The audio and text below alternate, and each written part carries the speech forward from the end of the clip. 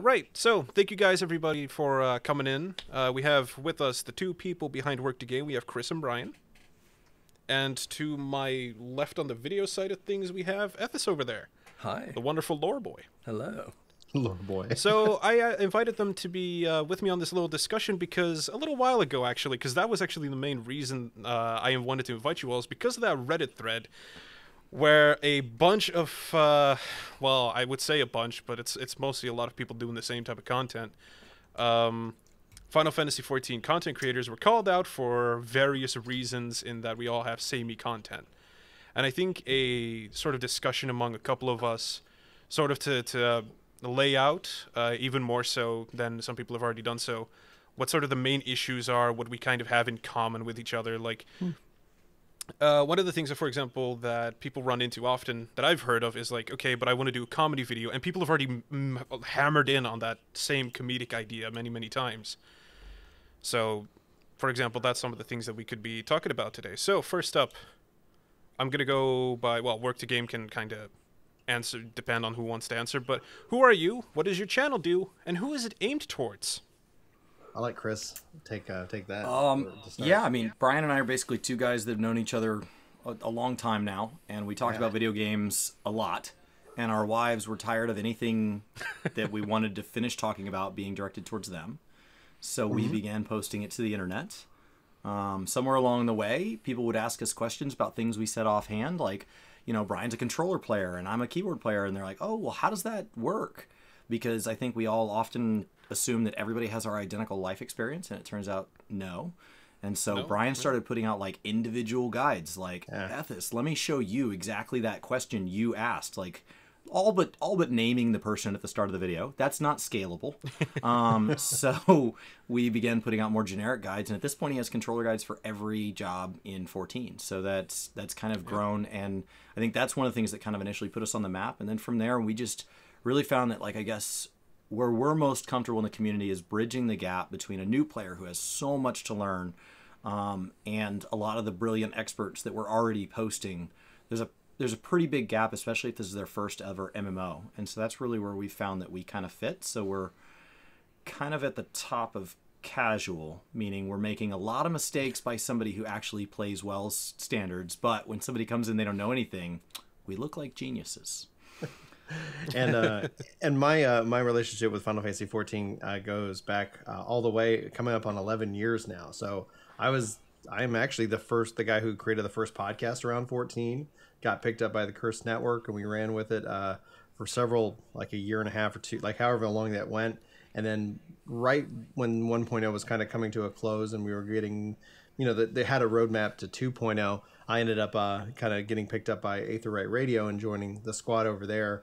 And doing the Final Fantasy 14 podcast. So talking about 14 was just kind of like inherent in my blood. I never thought about putting out videos or doing anything on YouTube. It was like my experience was just with podcasts, and I have just always had a passion with that. And so we actually, when Chris and I were just starting, we were like, well, let's do a podcast. And I was like, well, I'm already on a Final Fantasy 14 podcast. Let's talk about like Destiny or Halo. And so like I think our first video, like if not our second video, is Chris and Brian talking about Destiny. You know, it's like back in the way back in the day. So you know, and then it's like, yeah, I'll just put out whatever, and then people like really enjoyed that, and then I got a lot of enjoyment out of helping people navigate how to play this game on controller, because I think it's, especially today, but even still back in 2.0, 3.0, etc. Like it is the Cadillac of ways to play an MMO on a controller, and it's not like you don't naturally think of that, especially if you're coming from another MMO. And a lot of people with a lot of people with accessibility issues, a lot of people with just like anything, like I've been able to help out with that, and that's what keeps me going. That's what got me playing Monk. So. Oh man, you also started with Monk. Yeah. What's funny is that whenever you I didn't start with Monk. I don't like Monk, and that's what got me through it. Is just helping people. But yeah, yeah. The funny thing is, whenever I also play on controller myself, I preferred way better over keyboard and mouse. So whenever you mention that, and it's like, no way, you just use the triggers to switch things, and they're like, what? How does that work? And it's easy, but it's hard to explain, because it's like, well, no, this side of the trigger, that side of the trigger. But how do you walk? Well, you use the sticks. People don't seem to make that connection very, very quickly. It's much more intuitive than it, seems. Yeah, if you end up like leveling up, like and getting like a Elite Series 2 with the back tabs, like I actually have these manage my targets. So I'm never like, and it's just like I'm holding down this, doing my rotation, changing target, but it's like I'm not ever like it's just tapping this to change my target, do all kinds of things. So yeah, like this is really nice. Not sponsored. Yes. Yes. Honestly, I'll take free controllers. Like it's like these things aren't cheap. Sponsored Final Fantasy XIV controller. I have one back when I did it's probably I have to find it. We moved, but that was one of the only thing I actually got from doing the Crystal Core podcast for Curse Network back in the day. Like they actually sent me a branded Final Fantasy controller that I used for playing 1.0. Anyway, worth it. Oh wow, totally worth it. And then. To my left, calculate actually. The hours on that. Like, 100 hours of my time. That's fine. I got one controller. One controller. And to my left, actually, we have probably, when it comes down to lore and all that kind of stuff, we have the most knowledgeable person in the community at this point. How big is your notebook at this point with all the lore? Him and points Anonymous, and him and Anonymous. I'd say second most knowledgeable. Yeah. Second most knowledgeable. How big is my notebook? Oh my goodness, I've got two. How many do you have? I should ask. Is it just one? That's the thing. No, it's everywhere. It's not nearly as organized. So Moose is like he's like a librarian, right? He's an archiver. He keeps everything in like really organized like lists and documents and spreadsheets. And mine consists of having 2 copies of each of the encyclopedias that are just full of handwritten notes and just documents and scripts everywhere, all over my computer, all through various notebooks. But it makes sense to me. Yeah, well, as long as it makes sense to you, right? I probably couldn't make sense of all the lore because there's so much stuff and so many different things to just keep track of. And it's sort of like, whenever I think of the lore, I think of that guy standing in front of the pin board where it's just like a bunch of wires connected. It's like, look, no, it makes sense. Wait. Yeah, I mean, Uriah does kind of literally do that a few times. Doesn't he? To answer the question that you were posing to these two, I basically was in an insular little Australian raid community back in A Realm Reborn. We were all playing together and just kind of like, discussing as we were raiding. And I was really interested in the lore, and I was really interested in like stuff that was coming up and sort of speculating about it. And a couple of my friends were just saying like, oh, you should like, do a podcast or make some YouTube videos or something about that. I was still studying. I was doing honors in philosophy at the time. And I had like, so my background was not at all in like, video or sound engineering or any of the kind of stuff that I do now. But it sounded interesting to me, and I just kind of like picked it up as a hobby to see where it went, to answer the questions that my friends were posing to me. And then, it got some attention on Reddit, and people were saying, oh, you should make a video about this now. And so I did that, and it just kind of like grew from there, right? People had things that they were interested about, the game that they might have missed or that they wanted some sort of extrapolation on. So I just started making videos for them and just kind of like branched down to kind of broader, more, I guess like generic stuff from there. But it's been, I'd say, a little less aimless, a lot less aimless than these two jabronis. I think I was like either your 500 or 600 subscriber. Like for some reason, one of your videos got recommended to me by the algorithm, and I was like, oh, this is awesome, because I especially when you started going into different philosophies that are kind of tied into the real world, I was like, that's a lot of work. But I just loved listening to it, and I remember it was like one of your weapon videos. And I was just like, man, like this is, I want to make content like this guy. And then I was like, nah. It's so much more directed. There have been periods when the algorithm has been on my side, and there have been periods when it absolutely like has not been, and I've been absolutely buried by it. So I've just, for the most part, I've been like shooting straight, and sometimes the system is working with me and sometimes it's working against me, but I have been extremely stubborn. It's a lot like weather. Yeah. You want to be respectful of it. You want to be aware of it, but sometimes you just have to go out in the rain. Like sometimes you've got somewhere to be and you just got to charge on. Yeah. It's And really nice when it sometimes- works in your favor, but you be respectful of it, and then you do you. Sometimes you've got to live in the rain for 2 years while your whole YouTube channel has been demonetized, and you're just kind of hoping to make money on Twitch before. Yeah. Yeah, that actually happened. My whole channel was demonetized for nearly 2 years, and I was just kind of trying to push through it and sort of constantly contacting YouTube, trying to work out what was up. And it seemed that they had made some new set of rules about like sensitive topics like religion and stuff like that. So a lot of the stuff that I was doing about like weapons and about ties into to real mythology and real philosophy were getting picked up by that, and YouTube algorithm was sort of saying, hey, this is controversial content, we're going to demonetize it, even though it's like literally just me talking about like esoteric But it's fictional. So I just kind of dealt with that to my chagrin and to the detriment of my channel, but I was being stubborn. So Well, you stuck through, and then it seems to be paying off now, isn't Brian it? and I would have just built 3 more channels.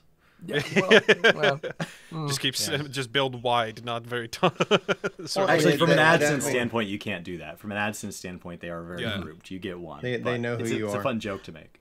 But no, it's like from my perspective, like I have, and it's just a kind of my personality aspect of me. It's that my dad described it as like, he said that like if he wish he had what I have, and it's a double-edged sword. So I'm not going to sit here and like say like, man, if only everybody was this, but it's like I have a tenacity and towards of like, I get satisfaction in crossing finish lines. And so I was never, I would say, a talented baseball player, but I got like a 90% scholarship to college. And I just like, I played with some people who I would just say who could have, if they didn't get into drugs, could have gone pro. Like these were just some of the most talented baseball players I'd ever been with, like, and played with or played against. And it's like, I just outworked people. I just, when I get, it's kind of, it may be like, I have never been like diagnosed with ADD or anything like that, but it's just like a hyper focus and attentiveness, and crossing finish lines is something that just brings me a lot of joy. And so like when I apply that same mindset to a video, like I'll get an idea and then I'll like, okay, who is this video for? Like, cause I try to make everything I make have a value to somebody who wants it. So you'll see my content typically focusing on guides or news or things that I think that they might get something out of, because that's just the kind of the mindset I have. So getting that thing done, gathering the information, putting it together, and then putting it out on the internet. I've taken nothing. There was nothing, no product, if you think of it in terms of that word.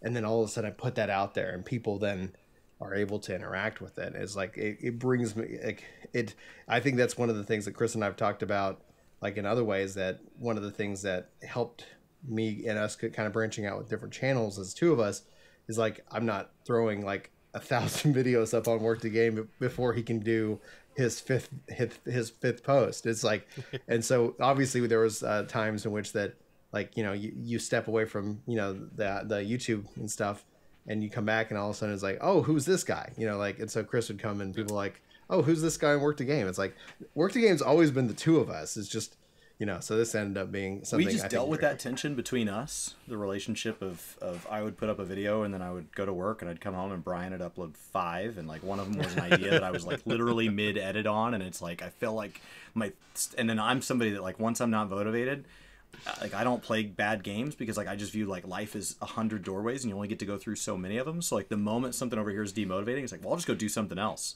Yeah. Like I don't need to fight through this. There's too many things I want to do in life to sit here and struggle with one. And so I'll just go pick something else like that I've always wanted to do. So I would disappear for a month and then I would come back. And the reason we shifted to him having multiple channels is we actually got to the point where like after one of his kids was born, Brian didn't post for a bit, and the algorithm, and then I didn't post for a bit because I was working. And so we didn't post for like 2 weeks and our channel got more views. And we were like, so if we do nothing, it's an improvement. Yeah, And so that's when you start to realize the algorithm is a weird thing. And so we It's a started really weird splitting thing. it off so that each channel, the algorithm can better gauge what's on it. And it's not just Brian and I just vomiting into a feed. It's actually funny that you mentioned that. Actually, I just realized I should probably introduce myself because there's going to be some carryover between people, and I just realized like it's going to be on my channel, but there's going to be like, oh, work to game Ethys. There's going to be people who don't need me. So I'm Fabled Ways, otherwise just known as Roy. I just kind of make anything that comes to mind. I used to do a lot of comedic videos back in the day. Music videos, like sort of like taking Final Fantasy sounds and trying to make them into music, which was a lot more work than I ever should have put into it. And now recently I just started to branch out into more sort of like casual guides. And in the future I plan on doing Final Fantasy XIV lo-fi remixes, of which I've got 4 done, including one like, for example, Oblivion.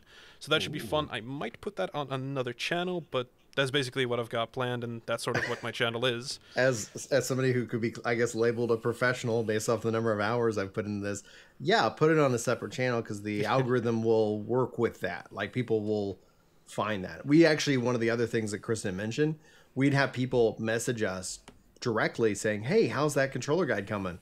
And it's like, our response usually was, it's been up for 3 months. Like, they're not, the system isn't finding it isn't recommending it. And so we were like, oh, there's something that, like, it's actively like not helpful. It's really weird because it's that you mentioned that. It was with one of my videos, which now turned out to be one of my most popular videos, if not the most viewed, I think, at this point. There was an easy to miss unlocks video that I made based entirely on a Reddit thread. I was like, this is a Reddit thread. I feel like this could be very useful in a video format because people are going to be looking up this kinds of stuff. Yeah. Mm-hmm. And I made it as a shot in the dark, and it's under like 8 minutes, which is not in their algorithm favor and all that kinds of stuff. Didn't even put ads on it back in the day because that was just like, it's not worth it. On 4-minute videos, you're not going to get anything in that regards. In terms of viewer retention, you'd be lucky to sort of like have people not skim through. And then I think it was a month after not doing anything. I don't know what happened, but it just is like straight up 100K views suddenly. And I'm sitting here like, but I'm not doing anything. I'm busy with school. I'm busy with like music. Mm-hmm. I'm not doing anything on my channel. Inactivity seems to be the biggest form of like getting viewers into your channel. And then when you post something again, it's like, oh no, wait, I've scared them off. No, wait, I'm sorry. I won't do it again. So you just kind of want to, it feels like the less you post, the more, the algorithm goes into your favor. And it's not just that. I think it also depends a little bit on what the time frame is of what the current release is, because I had this conversation with Drac Gamestein, where it was during the period of Shadowlands' release, when we were making Final Fantasy XIV videos and we were putting them up. It definitely felt like the videos that we would usually post that would just get like the usual retention, for him that would be a lot more than mine. When I say 1K for him, that's seems like a bad day for Drac, but it's like when we compare it to like the usual viewership we would come to expect, at that point it wasn't even a quarter of that. So a lot of time frame stuff. 14 is very seasonal. 14 well, yeah. Not just 14, guys. Let's and not to get and derail the whole thing, but between that same time frame, there was a bunch of weird, crazy stuff going on in the real world that my newsfeed was not gaming, and it's like I was like, I'd have to seek out gaming to get away from all the new, like, you know, like I don't want to watch that, you know. So, but that's where people's eyes were, like, so it's like it could be seasonal within gaming, but you know, it's like and like kind of when things calm down, like, you know, I think people can be like, all right, let's watch some videos about video games. There's also, of course, there's like time sensitive topics, right? Yeah. You know, if you're doing like a live letter review or reaction or something like that, there's you know, usually like a 2-week window where you're going to get like 90% of the viewership. Whereas for me, and one of the things that I sort of enjoy with my channel is that I'll put like a lot of work into making a lore video that, you know, if I'm lucky, 3 or 4 years later, we'll still be getting like, you know, just as much traffic as it was like a couple of days after I posted it. Yeah, lore feels timeless in that regard. Like it can. Lore can. So. Lore can feel timeless unless obviously they're like revelation comes out of that person was lying. However, exactly. Right. So it's not timeless, but it tends to last like at least a couple of years before I have to be like, and here's an update. Here's an. It can also get a big wave, right?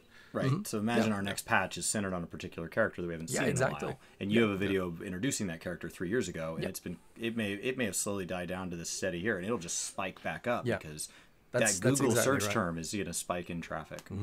In Not just that. 5.4, we went back to Limsa Laminsa and started doing stuff with Merlwib and with Finally. Feel Fear. Yeah, And finally. yeah. So a lot of my old videos that I was talking about Limsa, I was talking about those characters, they got a little bit of a spike. And I started getting comments of like, oh, you know, people asking me sort of, oh, you should talk about this, you should talk about that.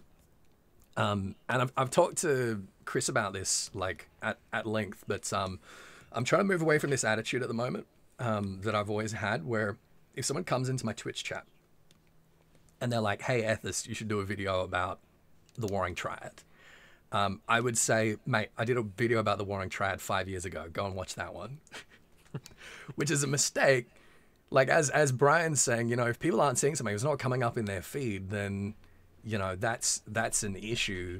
And that's not something that I should be, like, dismissive about. And what I'm trying to do now, and the attitude I'm trying to have, like, particularly moving into 6.0, is, like, if someone wants to see something that I've already done, I can just do it again. And, like, you know, do it in the context of stuff that we know now. And hopefully, you know, doing it again means that I won't have to for another 3 years. Well, you You can can drive also back to the first post, right? Yeah, exactly. Like, so you can say, like, you know, let's talk about this in the context. You know, this part I'm going to kind of gloss over. If you have more interest in that, this video's here. Link in the description below. And so, like, YouTube's really archival in nature as opposed to Twitch, which is a much more like, if you missed yesterday's radio broadcast, we need to re-talk about all that to catch you up. Especially after the VOD debacle. You know, so YouTube's a lot better about, like, okay, I've taken these 10 parts and now I'm going to make a compilation video, and I don't have time to touch on all 10 in the same length, but here they are. So if any of those are something that maybe you're like, wow, I never saw that because the algorithm didn't know I wanted to, now I can just manually override that. I also thought about this just now, but when I think about it, all of our channels actually all suffer from the same thing, in that it can actually be kind of, all of our videos that are guides are always subject to change in some aspect. Like, maybe lore needs to be updated. Like, for example, maybe it's in a small little hotfix or something, they change something, or for the next update. For example, in Ethys, for example, in his videos, there would be, I don't know, a character would say this, and in the next patch it'd be immediately in another thing, and it's like, no, I threw you off. It's like the big thing. It's like, no, shit, I need to update this video now. Crap. All right, here we go. Yes and no. Like, it's, you know, I wouldn't, if anybody was listening to this and saying, hey, I want to get in content creation, it's like, there has to hopefully be some joy in crafting the video and delivering it, you know. So it's not like, oh no, I have to do this work. It's like, well, it's work. It's definitely something we enjoy. It should but be it's something you enjoy, yeah. It's also for example, the when you made the monk video, I actually commented on it saying, like, for example, I wouldn't use the macros, but there was one thing that I also mentioned, like, for example, Anatman as a monk, for example, I don't see myself using Anatman at all anymore. Like, there's ways to bridge the gaps at this point in other ways, like, for example, like that. So it's sort of like, in that aspect, if you look at, like, I don't know, a 5.0 monk guide for example, for now, it's like, shit, there's so many changes, especially the changes to monk. Why do they keep trying to make the flow of the class so different? Oh man, yeah. That's where I'm glad I sat on it, because I was like, okay, well, and then they were talking about, like, I had leveled it, and I was like, oh, okay, now, and they're like, oh, we're gonna do these big changes in 5.4, and it's like, well, that's just a couple months away. I'm gonna wait, you know, because it's like, I don't want to. Good. That's something that we've all had to learn the hard way, like making content with 14, which I think is really, really interesting. I remember way back in 2.0, like 2 weeks into 2.0, Mike made a Bard guide that was like, hey, I'm gonna put all of my cooldowns on one macro, and I'm gonna hit that button in between every cooldown, and it's just gonna, like, put out a random one of my off GCDs that, like, has come off cooldown. And it was such a bad idea, and it was so stupid. And it starts well, right? It's like, I like candy. I'm gonna unwrap all the candy and put it in this brown bag. And when I get hungry, I'm just gonna reach in and grab one. It's gonna be great. Wait. Did he make a similar video for 5.0? Didn't he make a similar video for 5.0 where he just had Machinist on one macro and the other, like GCDs on one and the OGCDs, and then Larry also did it on Twitter where he tried to do it for Summoner, and they could clear the dummy with it for whatever reason of Eden. Yeah. It's just like, what the hell? How does that work? But that one was a little bit ironic. This one was unironic. This one was like, hey, this is how you should play Bard. And the thing is, two years later, people are looking at that video and they're thinking, what an idiot, what a bozo. It's fantastic. And you know, people are looking at old videos of mine where I'm talking about like Mark or Alec or the Ancients before we know anything about these, and I'm getting comments like, hey, what the hell, haven't you done Shadowbringers yet? And it's on a video from like 2016. No, I had not. Yeah, so no, I have not. So I think something that we've all learned is to be like a little bit reticent about the fact that a lot of stuff does need updating, and sometimes we do want to like sit back a little bit and like, before I make this guide about Monk, let's just see what happens with Monk in the next few months. Or for me, I'm like, before I make this video about the history of Ivalice, let's get to the end of Bodja, because it seems like that's going to have a lot more revelations about Ivalice, right? Wait, are you gonna But on do my a video? personal channel, I compare WoW and 14 a lot, and like they have opposite expansion times. So like so there's another point to like, well, when do you hit release? Yeah. Because like there are monks today that are wondering how to play, and so if we all as a community say don't talk about Monk till 6.0, are they just supposed to screw off? Like what's the plan? Like you have to. Somebody has to make that guide, knowing full well it may very well die in September. There was, you know, obviously this came up, and this whole meeting of the minds here, and thanks again for organizing it, came up because of a Reddit thread. But we were laughing, and I don't want to sit here and just label all of like a community one way, but we were laughing because there was a discussion going on Reddit, and there's a lot of stuff we don't cover that happens on the internet. It's just like we cover the things that we think are interesting. But it was talking about the community on Reddit came to a conclusion of the correct way to post 14 guides when it comes to the battle content. They nailed it. And it was that okay, there's the day one, so here's and then in a couple of days, then there's going to be an updated. They need to put out, the content creators need to put out an updated guide, and then in a couple of weeks, then they need to go and delete all those guides, and they need to make now the new meta community approved guide. And here's how it would roll out. So Brian and I would put out our crappy version where we don't know our rotations, and we're slamming it through at 5 a.m. when the servers go live. 2 days later, Mr. Happy's would come out and actually have a correct set of rotations and would be much clearer pronounced. When Mistex goes live in 2 weeks and it's absolute perfection, at each stage, we need to have deleted ours and Mr. Happy needs to have deleted his. And this all needs to take place under one umbrella where we know to find it.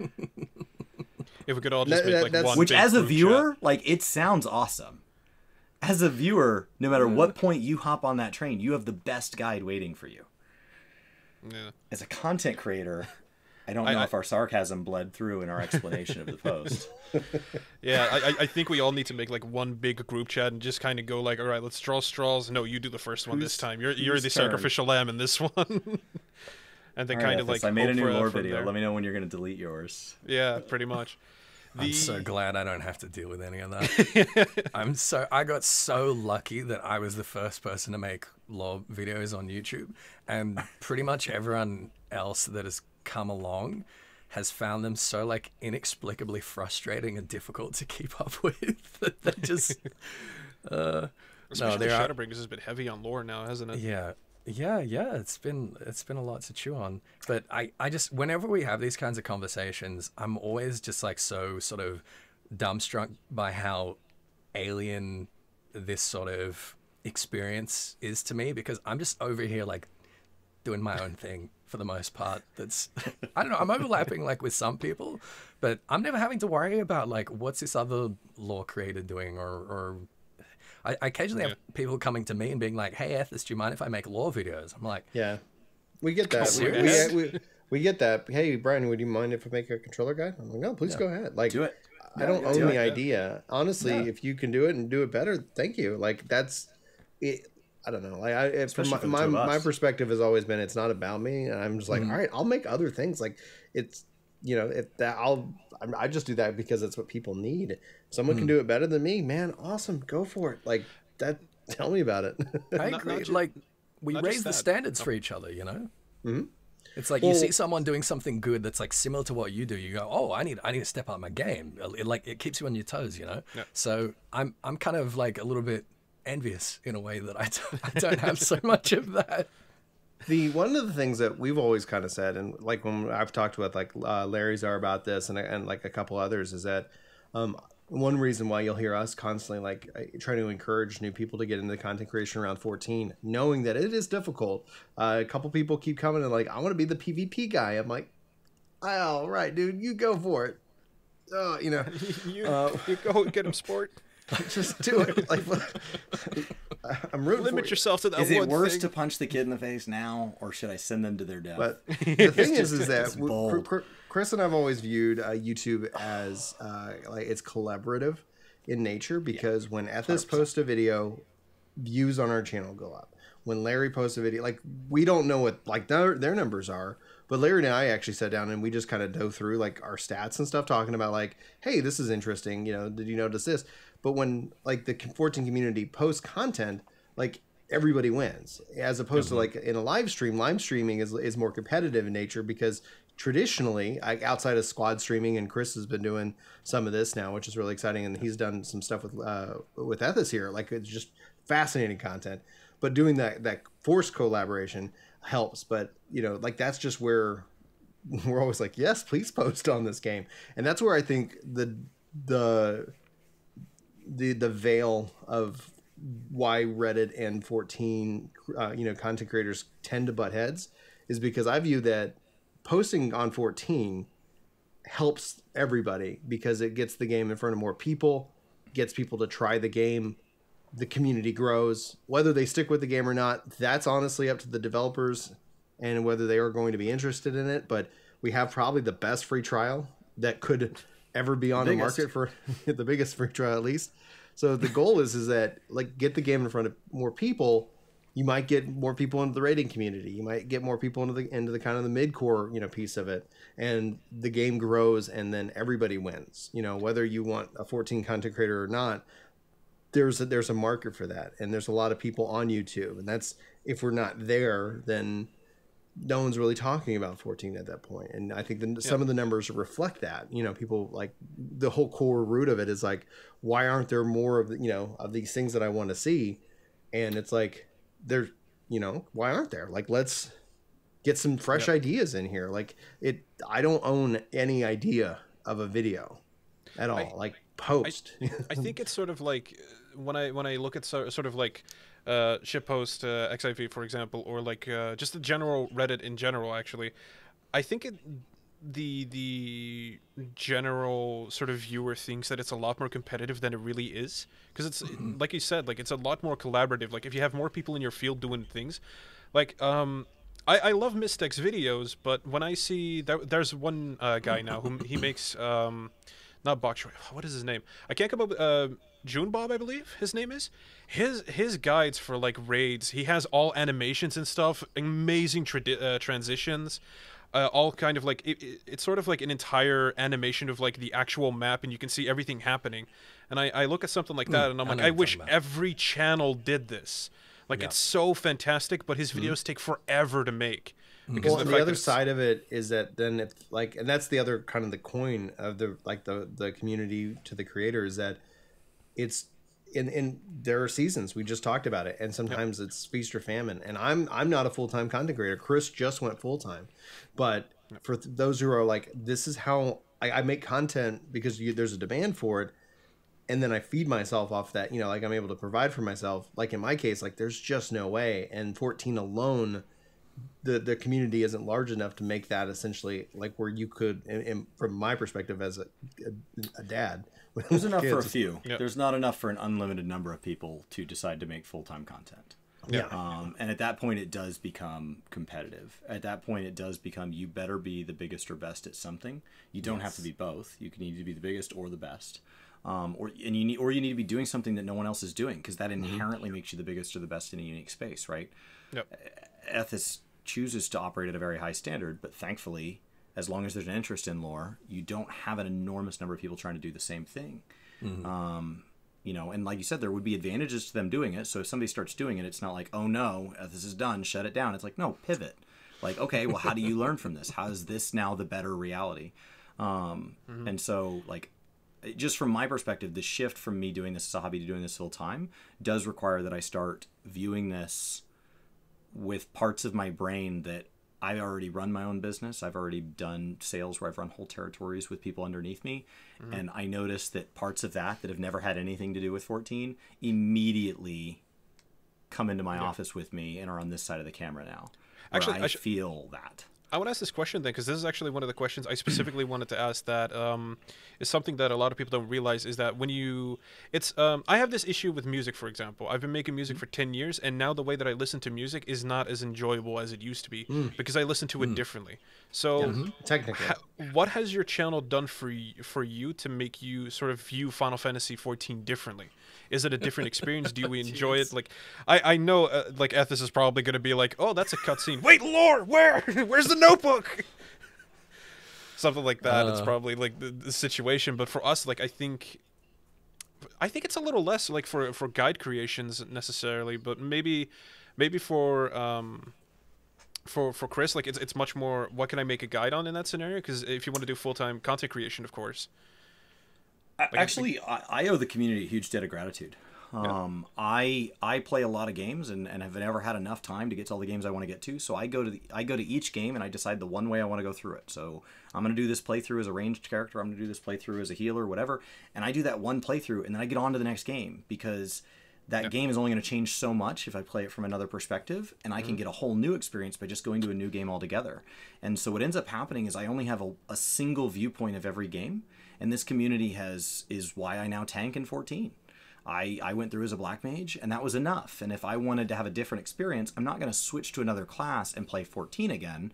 I'm going to go play ESO or Guild Wars 2, or I'm going to go play something where everything is different, not just my job. So, like, this community is the reason that, like, at a casual level, so, like, don't ask me real questions, but, like, I've leveled all my tanks now. I've leveled all my crafters now. And so, like, yeah, I'm still casual in each one of them, but, like, I'm casual in a much broader sense. And I actually find, like, a great sense of joy in, like, understanding, like, the underpinnings of how tanking is starting to work, not just how warrior works. And so I find that it's allowed, like, for me, like, I like learning new things, and it's just opened up a whole new layer that I wasn't previously getting any knowledge from. And it actually, now I'm leveling all 6 tanks in WoW, because now I'm like, well, how does tanking work across all 10 tanks? And so, like, it's allowing me to ask questions that I never asked because they're too big of questions for me to get my head wrapped around. I think that's so interesting, because I have almost the exact opposite problem. I used to be before Heaven's Ward, I was a semi-hardcore raider. I was a week 1 raider. And I used to grind and grind and grind, and I would play the game for, like, you know, at least 20 hours a week. Whereas, and I play a lot of other games as well. Whereas now my main problems are, one, I'm too busy playing Final Fantasy 14 to play other games that I want to play, which can be frustrating sometimes, particularly when, like, you can only do so much content on another game. Like, if I go and stream another game, like, my views will tank, and I will do that, like, for myself, but it's not sustainable, and it's something that I constantly need to keep in mind. And secondly, like, I will want to go and grind in 14 for 20 hours on a certain piece of content, but before I do that, I need to spend 20 hours, you know, writing and making a lore video, digesting that piece of content that just came out. And by the time I've done that, I've kind of been, like, you know, left behind a lot of the time. You're going to be the guy spending 50 hours in the unending journey, constantly rewatching the cutscenes. Yeah, exactly. Yeah. Yes. Rather than, you know, being at, like, the cutting edge of the latest content, which is where I kind of was before I, like, started this full-time content creation journey. And I know that makes me sound like a little bit sort of jaded with it. And that's not the case. Like, obviously, I absolutely love, like, the creative outlet that I get being able to spend so much time, like, writing about the game. But it was definitely, like, a huge and pretty dramatic shift in the way that I approach Final Fantasy XIV, the way that I approach, like, gaming in general. Now when I'm not streaming, or if I'm not working on YouTube stuff, I'm not playing video games. I'm, like, reading a book or sleeping or, you know, cooking or, like, doing something else, like, away from my screens. Whereas before it was my job, it was the opposite, right? Is that I'd be doing like, you know, bartending or manual labor all day, and then I'd be coming home and wanting to like hang out and play video games. It's kind of like it's almost reversed, which is interesting. It's fun, but it's I just think it's curious that in many ways it's like the complete opposite to what Chris is experiencing. Oh, I don't play when I'm not streaming. I find it Or I funny. play games Chris that I can't was cover like, on "This is stream." my explanation," and others just went, "Yeah, that's cool. Anyway, here's my twist." I love tanking now. Now that's my go-to in every game I pick up. Yeah. Hell yeah. The for me, like I've been thinking about that, my answer this entire time when I'm listening to Chris and Ethys in this case, and I would say like it hasn't, in my opinion, hasn't really changed, but my life has changed over the last 11 years. You know, I've got kids now. There's different kind of demands on that regard, so it's not like content creation keeps me from raiding. It's that no, like there's no point in raiding. Like I can wait to raid and I can do it later, and I'll have a good experience with it. But my time is limited, and so like one of the things that we're talking about, like either in the pre-show or like at the start of this show, talking about like, yeah, like I got a couple different channels, and it's like, okay, from an efficiency perspective, because I don't have a lot of time to make content, but I have an ability to understand things incredibly quick. Like out of a skill that I have, if you were going to say, what did I get out of what was doled out to me from a trait? It's like I can look at things and I can understand them. And as a programmer, and then somebody who studied game programming at its core, like I look at, especially within 14, and I'm like, oh, I get it. And then I can go and communicate that. Like my passion has always been for teaching, and honestly, that would be something I would enjoy greatly when it comes down to retirement. Like when my kids are in school and I don't have to worry about providing for them, you know, maybe I'll go look at, you know, like an actual teaching job as a part of just like a retirement aspect, because I enjoy that. And so so my whole perspective has shifted over the course of the last 11 years of covering this game, is to taking the amount of work and being able to maximize its ability and value to the community. And so this is like on multiple different ways of like, I love talking about it. So I'll, you know, what content creation has changed for me is it actually gives me the ability to set time aside, you know, to take an hour off work for this conversation, to do these different things, because it's valuable. I think it's also valuable for my mental health to sit back and, you know, have a moment where I get to hang out with talk about video games. I don't go to the bar. I like COVID hit and not a lot changed for me. I wasn't going to the bar every night and drinking. I would just hang out with my wife, and we'd play Final Fantasy 14 together. One thing this has changed is she doesn't play 14 with me because she has, you know, was hurt by the community, you know, and she was nervous about what she would say or do on stream. And so we play other games together now, and that's the one aspect that has changed. But she's very supportive of the game, and if she ever comes back, which she's talked about at time to time, she probably will change her character name and race, so no one knows it's, you know, her, because she was like, I don't want to embarrass you, and I'm like, don't worry about it. Like, you can't. It's impossible to do that.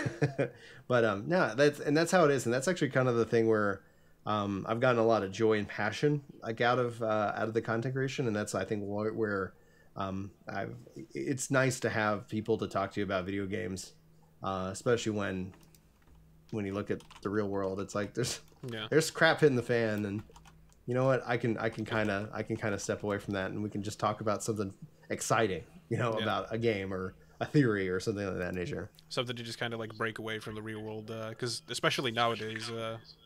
Because let's just be fair, it's all kind of like hitting everybody in different ways. But I think we can all agree, like it's still shit to flat out call it that. But you know, yeah, no, it's adequate.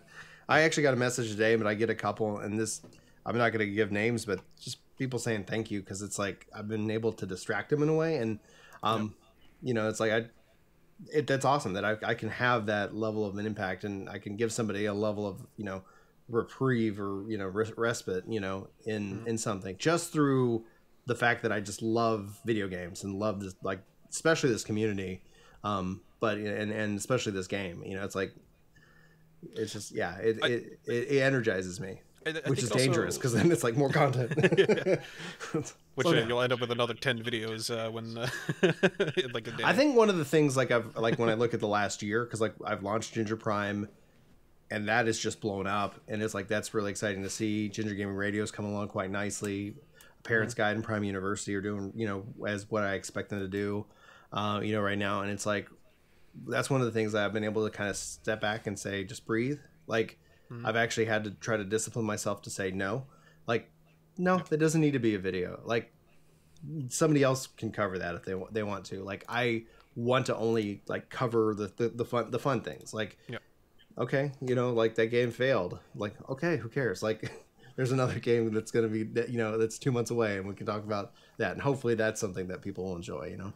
There's a thought that actually just hit me. I wonder how different of an answer we would have gotten if we'd gotten somebody like Mistech here as well. Like, would they view rating differently, for example? Like, would they, when they first time clear it, would they just try to play it normally? Or is there a part of their brain that immediately turns to like, yeah, but this part I need to explain. There's this...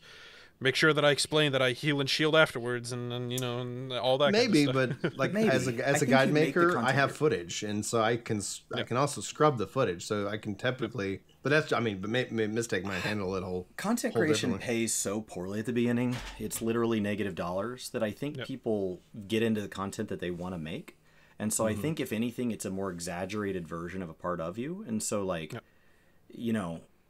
Yes, Ethys might be playing this game more from a lore perspective than he ever has, to the point that it's detrimental to other hobbies or ways he played. But it wasn't that he like never liked reading lore, and he's like, this is my path to money. Like, absolutely there was a seed there, and so she was already clearing content in a way where she noted what everybody else was doing. If they said, I don't really understand why I died, she could already tell them. So like that, that's where that comes from. Like, it's just an extreme portion. I think, you know, when we look at like, you know, you kind of on your outline mentioned big creators. A lot of times big creators, what's happened is that one part's become so successful that that's all we know them for. Asmongold has a private channel on WoW, like his personal channel called Zakrar, where he gets 1/10 of the views because he's just him. He's just Zach. He's just a guy. And Asmongold is this personality that's grown to the point where it's so much bigger than him. And he's putting out that content for that company he's created. And yes, he happens to be the primary ingredient to that product, but that product is so much larger than him. And then when you see Zakrar, you're like, oh, there's this guy playing Dark Souls, and he's just having a good time. Yeah, I like, think that's what it's like a normal person. I think it's like the association as well, because, for example, I started this, for example, saying like, okay, well, Ethys is, for example, the lore boy, so that is going to do that entire thing, but the fact of the matter is like what we present on channels and stuff like that is not the only thing that we do. Like what was funny is that one of the people that I sometimes make videos with, just as like a collaborative effort, they won't necessarily have their own channel, but they'll try to contribute in different ways. They were like, well, so what are you going to do, for example, for the next big batch of content? Almost like, what's the next thing you're really going to try to do? And I said guides, but I'm also going to do music. And they kind of looked surprised to me, and they said, well, why are you making music stuff? And I'm like, right, you don't know that I necessarily make music because that's not something you see often on my channel. When in reality, it's like I've only been making videos for Final for maybe like 2 years, and I've been like chugging away at music for over 10. So like, just because I don't present that immediately, it's sort of like... that's what you almost sort of like end up becoming in the public view almost.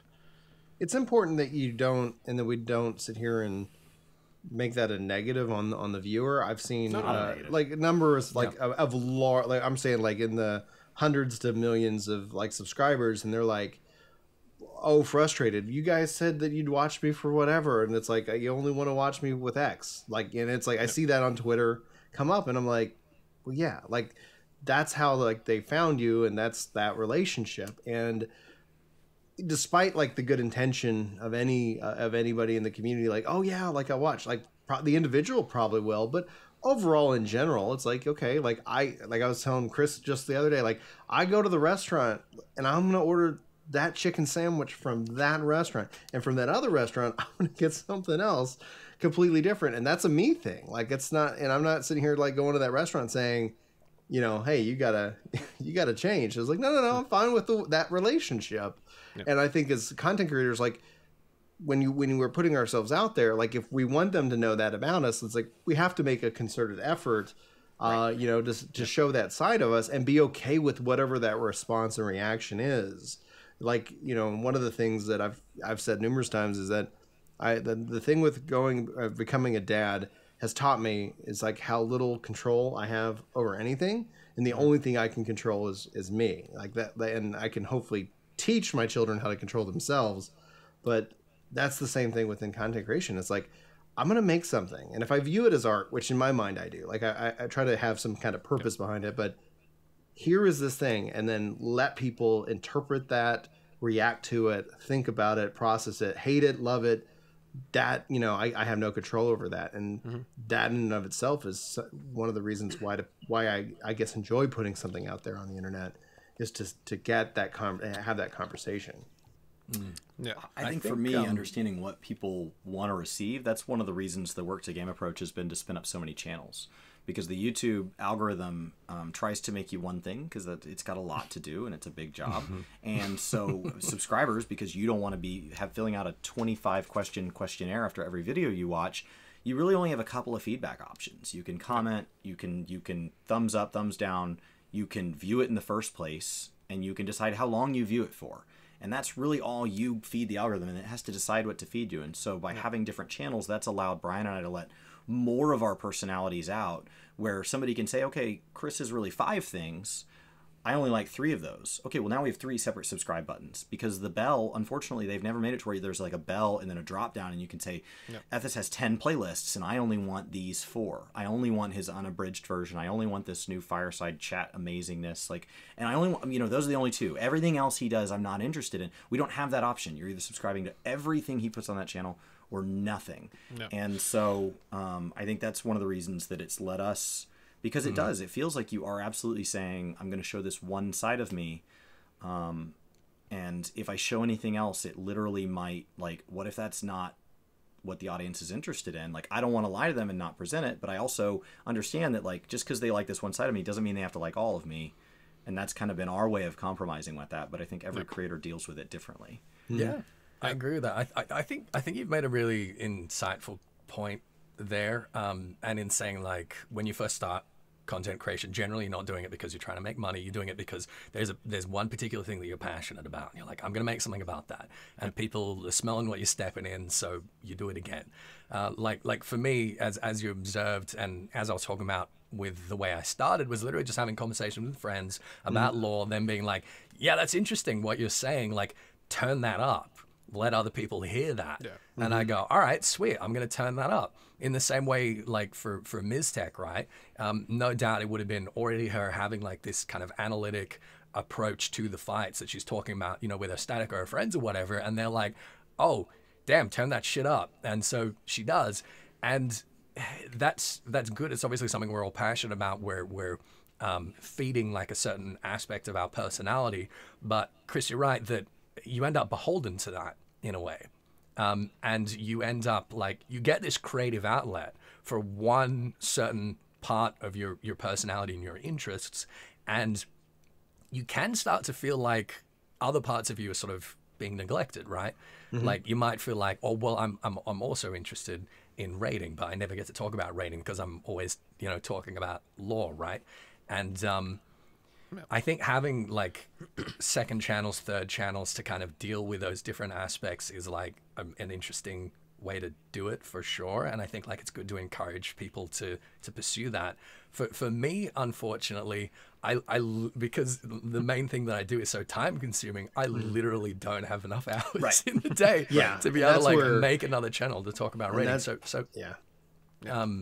For me, the way I scratch that itch is by collaborating, is by going on State of the Realm, going on Mog Talk for stuff that isn't like necessarily like exclusively lore talks, right? And then I get feedback from people that are like, oh damn, I didn't know Ethys like knew anything about raiding. He's the lore guy. Like how could he know anything else? He eats food?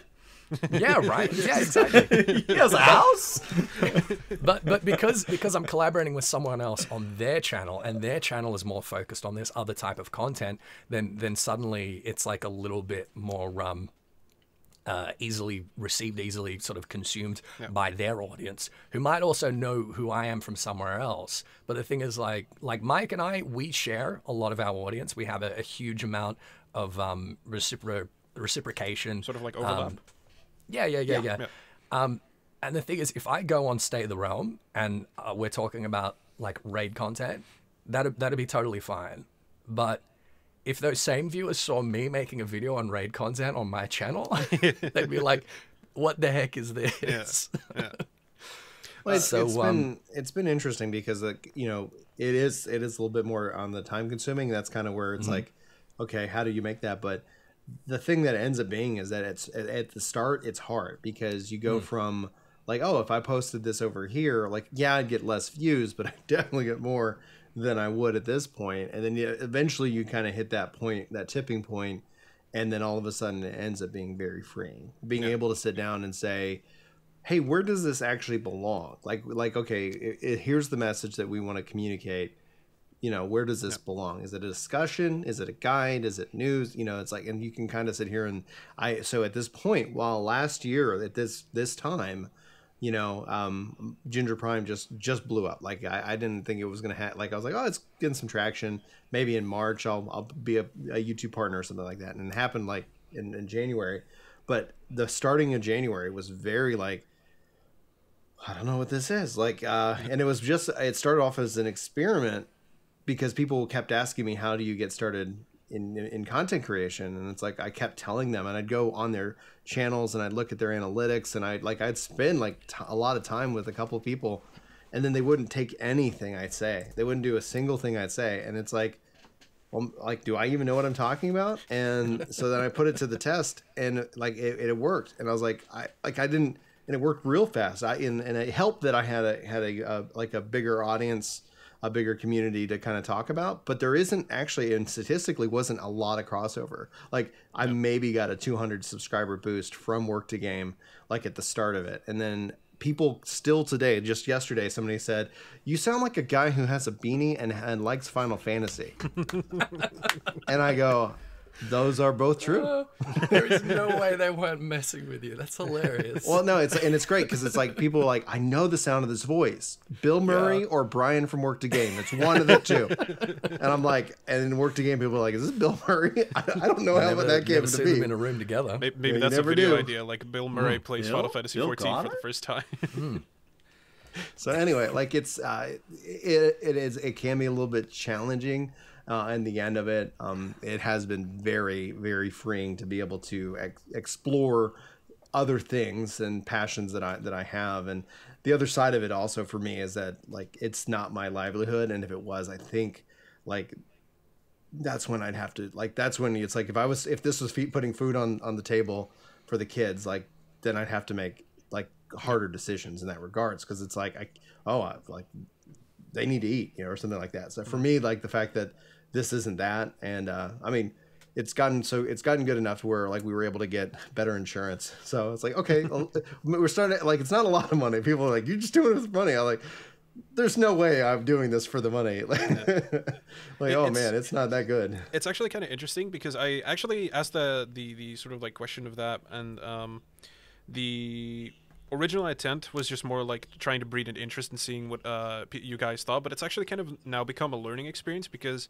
like I said early on, I've got this idea with the music now, and I'm just sitting here now thinking, kind of analyzing like, shit, do the people that watch my channel actually give a crap about the music that I make? No? Okay, let's go onto this other channel and try to create an audience there and see maybe they might, but you have to, the mistake creators make is they think it's a human issue, and it's not. It's a computer problem. And the thing is that people will talk about the algorithm in some mysterious, smart way. I'm a programmer. It's a computer It's thing. not. It's not. It's a computer thing, and it's going to think like a computer, and it's going to process, and it's going to pick winners and losers. And the thing that you want to do, like if you decide to go that route and you have that passion, and it's got to be coming from a place of passion, otherwise you just won't continue it.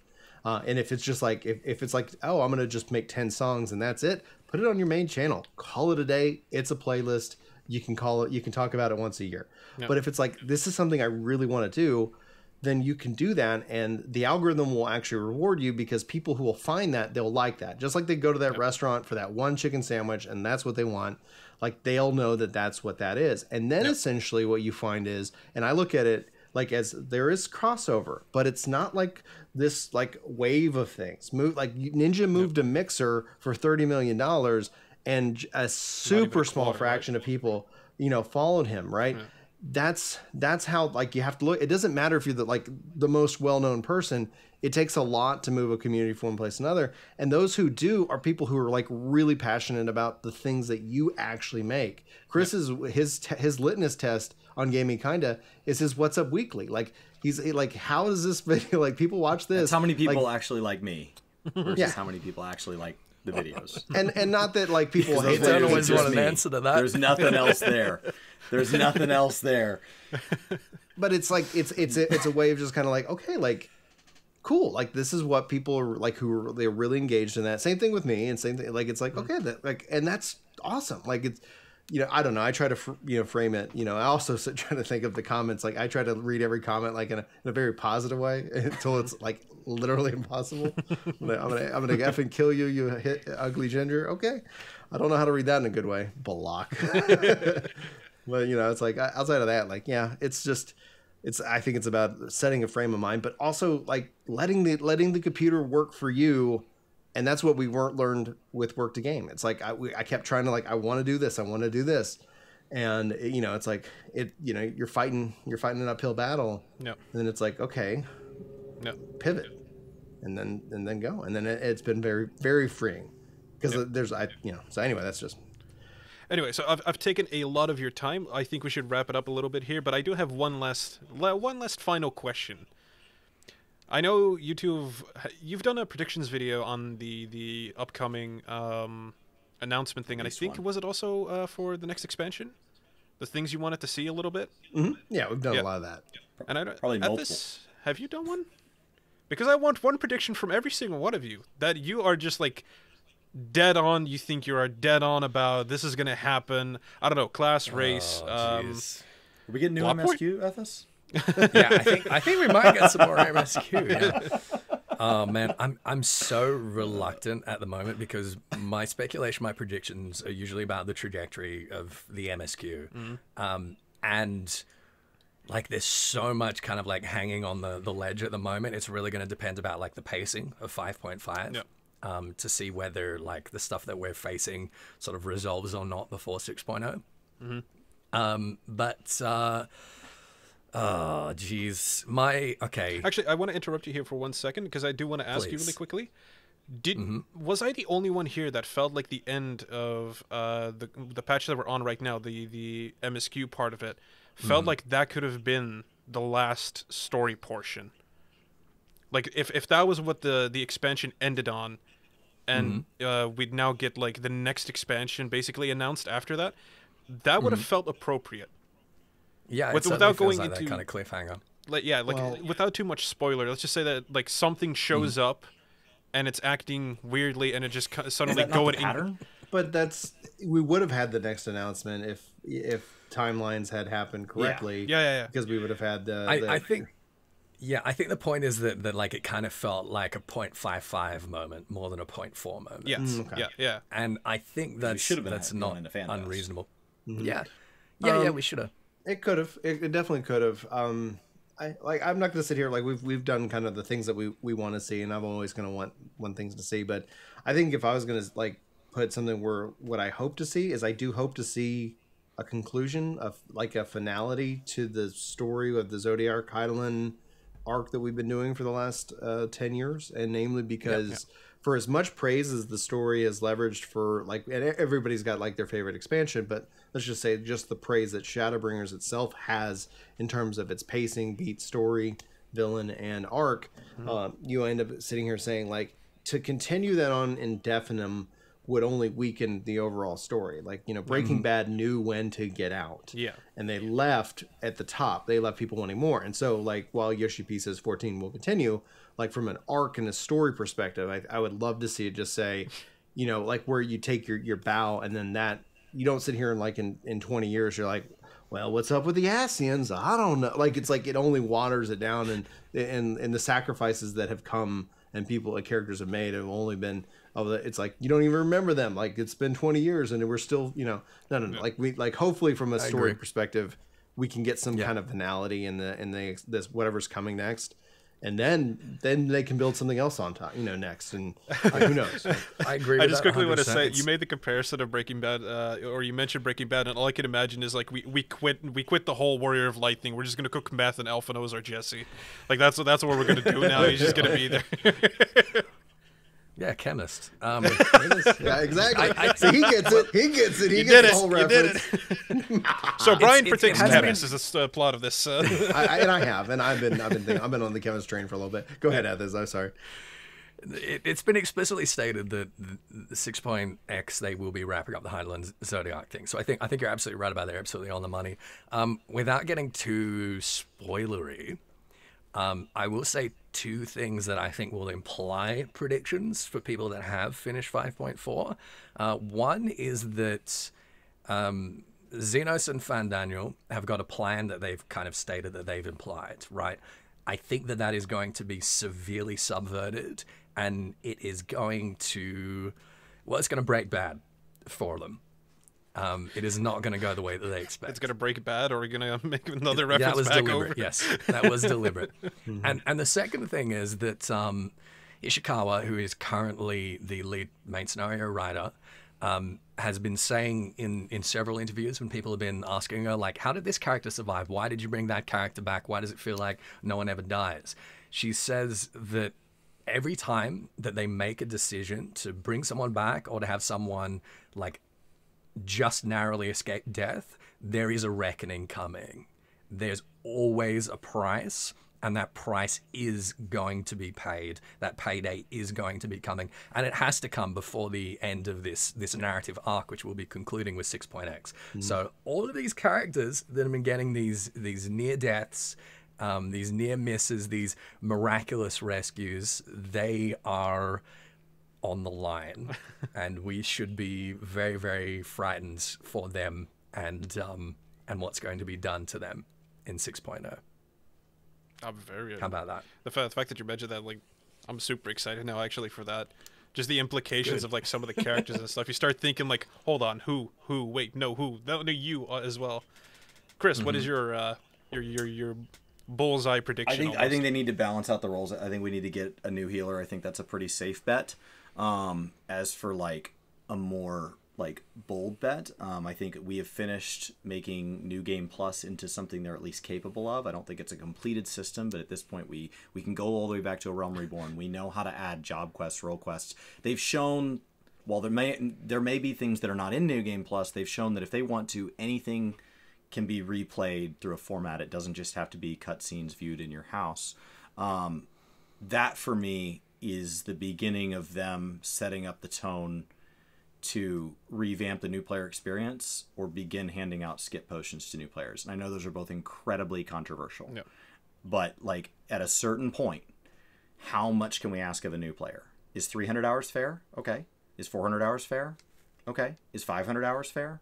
Okay. Like how far are you just going to let that stretch? Yeah. Is 2,000 hours of content fair to be in the thing that's in the media trailer and your friends are talking about and you see on stream? Like, no, that's insane. And so I think technologically this game has gotten to a point where they are either heading towards wrapping up 14 and moving us into another MMO, or they are heading to a point where they can massively overhaul the way that we deal with the term legacy content. Yeah. It's funny that you mentioned that, because a while back, one of the videos that I made was, would I recommend Final Fantasy XIV to new players or like people who are looking from the outside in? And it's a lot. One of the things that immediately was brought up with my little circle that I run these ideas by is like, you need to just immediately mention that it's worth the struggle. And I'm like, crap, yeah, this is a lot of hours. Like, if you want to join your friends in this one, because you're most likely going to be recommended it through your friends to play this thing, so you're not going to be there with them for at least the next 200 to 300 hours. It's the same way that I tried to bring my friend back into Final and he quit back in Heavensward, and I'm like, great, we can do some stuff together. Oh crap, we're not going to be able to do stuff okay, yeah, no, you've got homework to do. Like, you've got stuff to get through. Go on and just like chuck through it.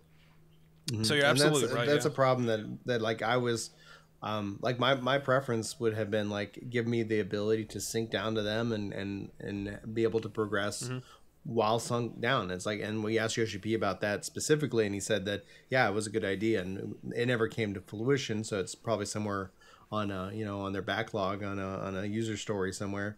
And it's like, okay, maybe one day, but it's like, give us the ability to play together, and then that will help solve that gap in terms of like, because if my brother started playing, all my characters are capped, so my option would be to create another character, or to kind of run behind him while he quests, and it's like those are technical things that some games have solved, and Final Fantasy XI solved it.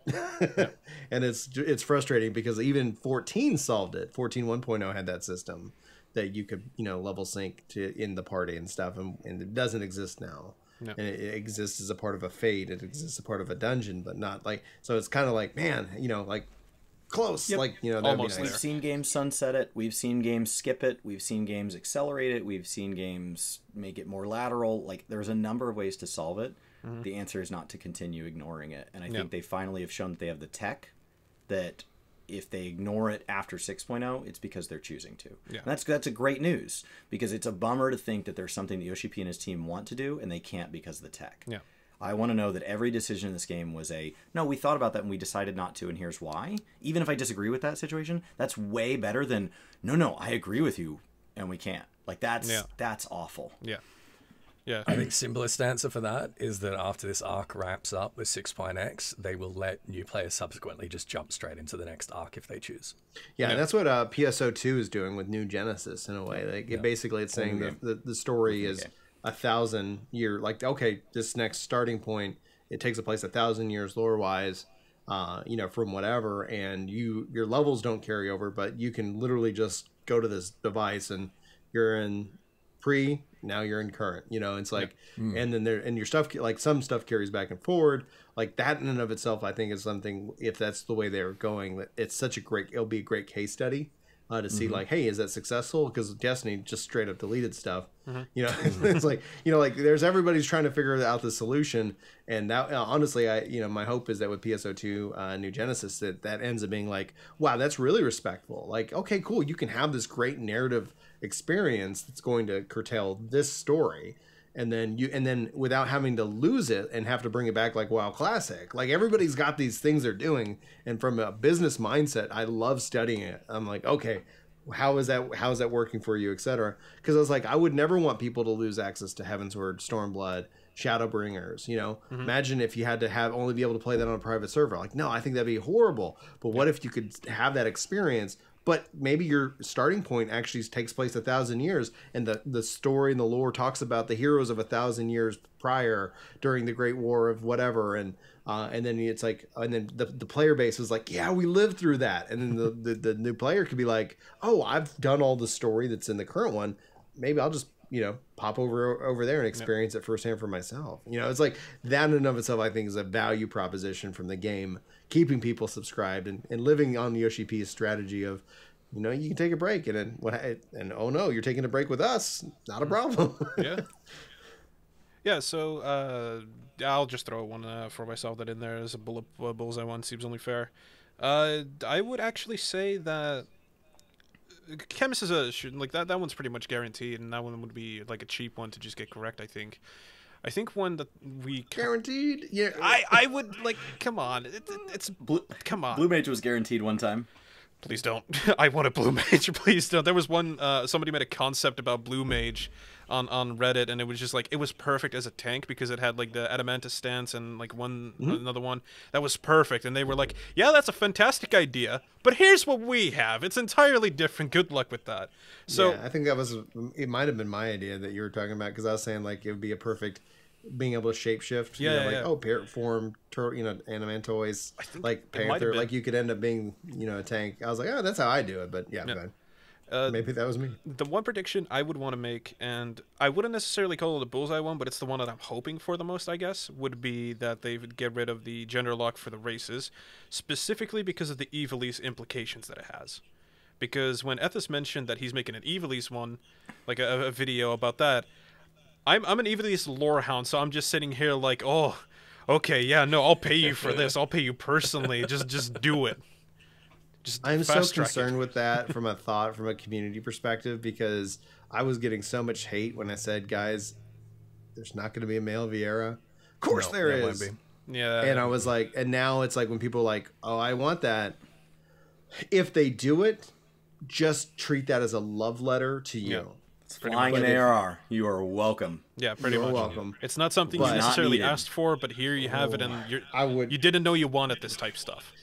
There are some people hanging their hat on that door right now, and I just wanted to say, like, just put the hat back on your head, and if the door opens, good. But I don't see it happening. I've got high hopes. I've got high hopes. I'm ready to be disappointed. Don't rant, don't rage, because then we'll cover it and we'll get all the views, and it's like, here's my Brian at work the game ruined my prediction, Brian. You did it. Reaction to Fabled Waste calling we'll out. Have to post on it. Work the game 7 days a week, 9 a.m. Central. Yeah, pretty much. Meanwhile, in the background, it's like high-fiving each other. It's like, good job. You actually sounded angry. Yeah. Yeah, just working together on that department. No, the main reason why I think it happens is because of the fact that in Heaven's Ward, if I remember correctly, we were originally going to get Vieira until they eventually settled on Aura as a whole concept. From what I read properly, when we say originally, you got to understand game development. Yeah. Game development is not a light switch. Game development is a massive marathon. And what you see from the technical debt that 14 has, technical debt being the time, money, resources, and passion is the fourth pillar that I put in there. Some people debate that. No. Is that it takes longer because there's so many more things that you have to take into account. So if somebody drawing a picture versus like actually in-game assets, we're talking especially like races and jobs and all the armors and everything that has to get touched. Like it is a trickle down system that, like, instead of saying that, like, it says, okay, they somebody had an idea, somebody drew a picture, and then they decided on raw, and then they went and worked 24 months. And then brought raw into it. They did not work 24 months on Vieira and then just drop it. Yeah, no. Right. And so like, because from just a, like, when you're running a ship like Square Enix in a team that size, the largest team I ran maybe was like 10 people. And to get everybody focused and on the same beat for 10 people was a full-time job, and I was working weekends. And so when you look at the different sizes of things like that, like, you don't go and spend, hundreds of thousands, if not, $500,000 developing a race just to throw it away. Not just, it's like, not just that. It's also the fact that you got to keep in mind that because you're absolutely right on this, because you got to keep in mind that the CBU3, specifically Yoshi's unit, that's also working on 16. So they're already kind of like, I don't know to which extent they're split, but you know that they've got part of the team like already kind of working on 16 and then a little bit of 14. And the 11. Resources are a little less, I would say. They also work on 11 and Dragon Quest 10, and exactly. It's a big unit, and it's like, if people that it gets someone to just that there is things that we can't understand, just the amount of work that goes into it, and that's where you gamers are like, oh, just make this change, just flip a switch and it's done. Yeah, no, it's like, not that easy. Oh, when Yoshi P talked about that, like, I'm going to say that you're going to see that in 18 months. No. Because that's how long it's going to take. Because there's testing, iteration, and as the game has gotten bigger, it hasn't gotten easier to bring that content about. Yeah. So anyway, that's where I'm like, could they? Yes. Listen, I'm hopeful. Okay, don't ruin it for me, Brian. I'm not trying. I love Ethys. I'm just trying to get, like, There was so much anger going into Shadowbringers from people who hung their hats on all these different thoughts, and I just know the anger that I was getting, trying to just temper expectations, like trying to, and I like hype like anybody else, but it's like, guys, like, it's gonna be okay. Blue Mage is gonna be fine. Like, don't worry. Like, limited job. Okay, it's not what you expected, but, like, you do realize the implications of matchmaking on player choice. Like, let's talk about that as a concept, and not like, could they do Blue Mage differently? Yes. Did they? No. Let's have a conversation about it. Let's just talk it out. And not just that, it's also the response that you're getting. You're trying to you're trying to speak with logic against people who are just so out. A lot of people who like to search out the content, it's just like they're angry and they want to out that anger. And when you hear somebody say like, no, I understand why you're angry, but this is why not. We know that. Even if you explain properly why it's not like 100% flawless, it's just like feeling. Brian's stupid. We roll, even if he's proper. It's perfect. It's perfectly fine if people think that. People even attribute ideas that I've argued against, thinking like they're my idea. It's like I just try to present like different perspectives, even if I don't agree with it, and I'll explain my thought. But it's like, okay, let's talk about why people are this. And it's like, because I remember some people were talking about how the motorcycle was pay to win, and it's like, okay, guys, this is what people are talking about. And they're like, Brian's saying that this game's pay to win. It's like, no, actually, I'm saying the opposite thing about that. But like, again, when I put stuff out there, I can't control how people respond to it. And honestly, like that's where I love the Reddit post this guy made, because he's so right. Like, it's like, that's the thing about it. Like, but inadvertently he's criticizing the game and its cycle more than anything else. And even he agreed. Like, we were like, he even posted like on it, and it's like, yeah, like there's that. But there's still people who will believe whatever they want, and I could try to spend effort changing their mind, but I know that it's not. Yeah, it's not going to work. Valuable. They have their idea, and they're set on. Yeah, and that's fine. They want to go live in that like, they want to live blissfully ignorant. Like, they can go do that on Reddit. Like, that's perfectly fine. Like, we'll continue to have that contentious relationship, and I'll continue to love and hopefully get more people to play the game. Yeah. I think that's a perfect note to bring this down on, because comes back full circle over to the Reddit post. Started with the Reddit post, ended with the Reddit post, so I think that's perfect. So I thank everybody here so much for your time. It's been wonderful, and just replying in general, because it was a shot in the dark to get everybody here. It's just like, well, let me see how many people I can get, and it's a scheduling thing. That's why I was like, if you want to run point and schedule this thing and get like multiple people on, like, I'll show up. But that's the hardest thing about like collabs is just scheduling, especially with all of our time zones. Yeah. So Chris, Brian, Ethys, thank you so much for being a part of this, and so much for your time. And I think I'll wrap it up there. We'll be right back.